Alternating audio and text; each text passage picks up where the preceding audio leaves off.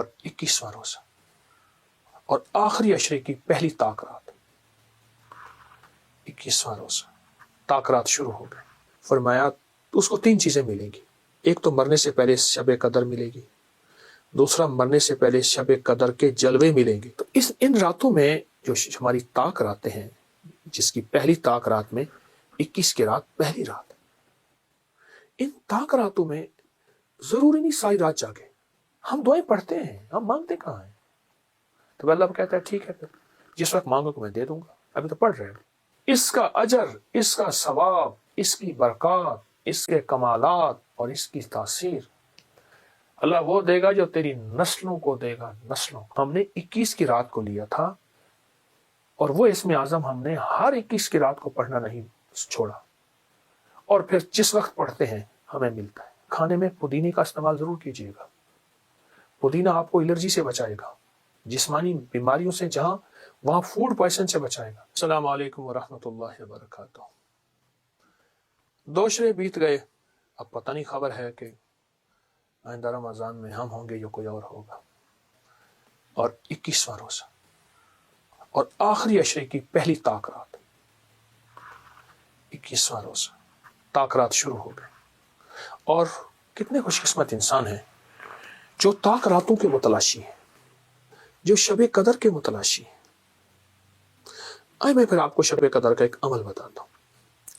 ایک درویش فرماتے ہیں کہ جو شخص ساری عمر ہر نماز کے بعد، صبح شام، دن میں کسی وقت 3 بار سورۃ قدر پڑھے گا اور اس نیت سے کہ اللہ مجھے شب قدر عطا فرما، فرمایا اس کو 3 چیزیں ملیں گی، ایک تو مرنے سے پہلے شب قدر ملے گی، دوسرا مرنے سے پہلے شب قدر کے جلوے ملیں گے۔ ایک ہے شب قدر ملی، عبادت کر دی میں نے، مجھے پتہ نہیں تھا کہ شب قدر ہے، نہیں، اس کے جلوے بھی ملیں گے۔ اور فرمایا تیسرا، شب قدر پہ جو وعدے ہیں اللہ آنکھوں سے دکھائے گا۔ عجیب بات ہے، شب قدر پہ کے جو وعدے ہیں معمول بنا لے، ہر نماز کے بعد 3 دفعہ سورۃ انا انزلنا، صبح شام 3 دفعہ سورۃ انا انزلنا، سورۃ قدر، بیٹھے ہوئے اٹھتے ہوئے 3 بار سورۃ قدر، اس نیت سے کہ یا اللہ مجھے شب قدر عطا فرما، مجھے شب قدر عطا فرما، اور شب قدر کے جلوے دکھا، اور شب قدر کا اجر دکھا، اور شب قدر کی برکات دکھا، اس نیت سے۔ بڑا طاقتور عمل ہے، بہت طاقتور عمل ہے۔ تو ان راتوں میں جو ہماری طاق راتیں ہیں، جس کی پہلی طاق رات میں 21 کی رات پہلی رات، ان طاق راتوں میں ضروری نہیں ساری رات جاگے، چند لمحے، کچھ ساتھ ہیں، اس سے بیٹھ کے باتیں کر لیں، اس کریم سے بیٹھ کے راز و نیاز کر لیں، اسے اپنے دل کے دکھڑے سنایا کریں۔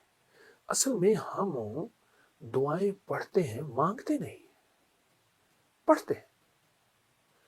اگر میں آپ کو مانگنا سکھاؤں، میں بھی سیکھ رہا ہوں، آپ بھی سیکھ لیں۔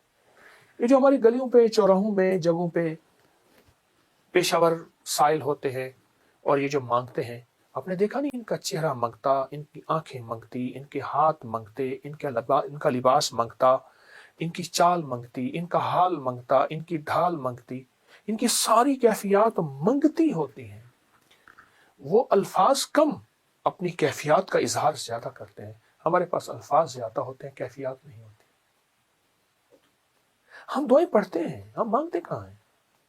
تو اللہ کہتا ہے ٹھیک ہے، پھر جس وقت مانگو کہ میں دے دوں گا، ابھی تو پڑھ رہے ہو، ابھی تو پڑھ رہے ہو۔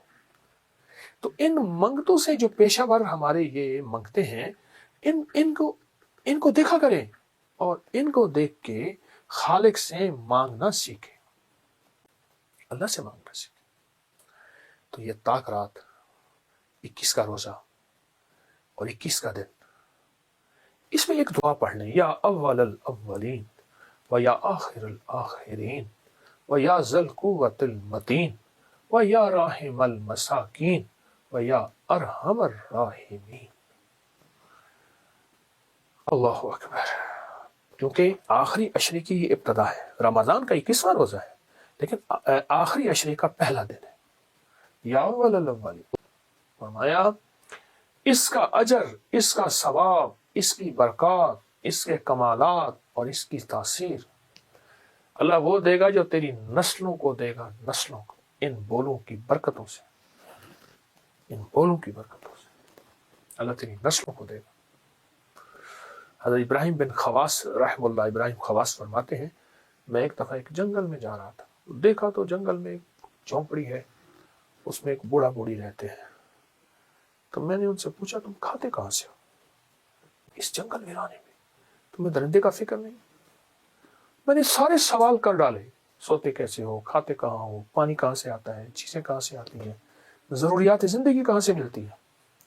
جو سارے سوال میں نے کر دی، خاموش سنتے رہے۔ تو ان میں بابا جی بولے ہمارے پاس ایک اسم اعظم ہے، اور وہ اسم اعظم ہم نے 21 کی رات کو لیا تھا، اور وہ اسم اعظم ہم نے ہر 21 کی رات کو پڑھنا نہیں چھوڑا، اور پھر جس وقت پڑھتے ہیں ہمیں ملتا ہے 21واں روزہ، 21واں نظام۔ وہ میں کیا؟ اور میں ہم نے اس دعا کو اللہ سے منوا لی ہے۔ کہا کون سی؟ کہا یہ یا اول الاولین و یا آخر الاخرین یا ذل قوت المتین یا راحم المساکین یا ارحم الراحمین۔ اب کہا جب پڑھتے ہیں اللہ غیب سے ہماری ضرورتیں پوری کر دیتے ہیں، جب پڑھتے ہیں جانور آتے ہیں دودھ دے جاتے ہیں، پانی ہمیں مل جاتا ہے، کھانا ہمیں مل جاتا ہے۔ اس ویرانے میں ہم نے اس دعا سے کھانا بھی لیا، پہننا بھی لیا، سونا بھی لیا۔ درندے ہم سے محبت کرتے ہیں، اس دعا کی برکت سے اللہ نے ان کے دلوں میں ہماری محبت ڈال دی۔ تو کیسا زبردست عمل ہے، کیسا طاقتور عمل ہے۔ اور ایک چیز بتاؤ، صحت و فٹنس کے لیے نا اپنے کھانے میں پودینے کا استعمال ضرور کیجیے گا۔ پودینہ آپ کو الرجی سے بچائے گا، جسمانی بیماریوں سے جہاں وہاں فوڈ پوائزن سے بچائے گا۔ اور پودینہ کھانے والے جن کے ساتھ پودینے کی دوستی ہوتی ہے، خشکی اتار پودینہ دوستی ہوتی ہے، ان کو چھوٹی وبائی بیماریاں ان کو تلاش نہیں کرتی اور ان کے قریب نہیں آتی۔ حتیٰ کہ ہماری طب کی پرانی کتابوں میں یہاں ہے کہ جو پودینہ بہت زیادہ استعمال کرتا ہے اس کو بھیڑ کاٹے تو بھیڑ مر جاتا ہے، مچھر کاٹے تو مچھر مر جاتا ہے۔ پودینہ معدے کے لیے، جسم کے لیے، الرجی کے لیے، فٹنس کے لیے اور حسن و جمال کے لیے لاجواب چیز ہے۔ یا آپ نیٹ کی دنیا اٹھا کے دیکھیں کہ پودینے کا حسن و جمال کے ساتھ کیا تعلق ہے، ہمارے چہرے کے ساتھ، ہماری خوبصورتی کے ساتھ کیا تعلق ہے۔ تو پودینہ بھی ساتھ ضرور استعمال کیجیے گا انشاءاللہ۔ ہمیں روحانی جسمانی دونوں فٹنس چاہیے، اس لیے کہ ہم بڑھ چڑھ کے اللہ کی عبادت کریں، اللہ کے بندوں کی خدمت کریں۔ جزاک اللہ۔ السلام علیکم۔